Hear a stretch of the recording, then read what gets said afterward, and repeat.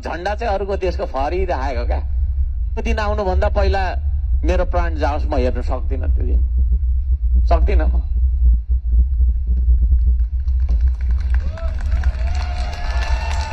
त्यो देशको स्वाधीनता नै गुम्यो, देशै गुम्यो भने थुप्रै ठाउँमा हामीले देखेका छौँ नि, होइन?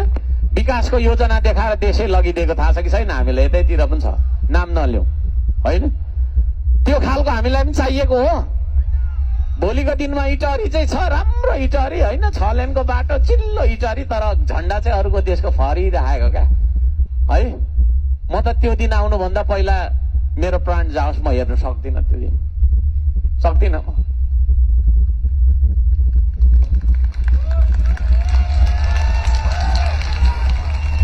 तपाईहरु सक्नुहुन्छ?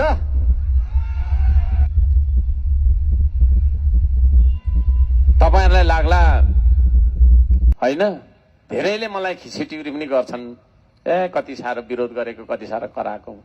कुरै बुझेको छैन त कराउनु परेन मैले? कुरै बुझेकै छैन, नेपाली समाजले कुरा बुझेकै छैन। अझै पनि यो देशमा मासु र भातमा, होइन, 3 लिटर पेट्रोल 5 लिटर पेट्रोलमा भोट बेच्ने मान्छे हामी छौँ कि छैनौँ? अनि नकराएर भयो। यो देश बचाइराख्नु भन्दा ठुलो मुद्दाहरू केही पनि छैन हाम्रो लागि।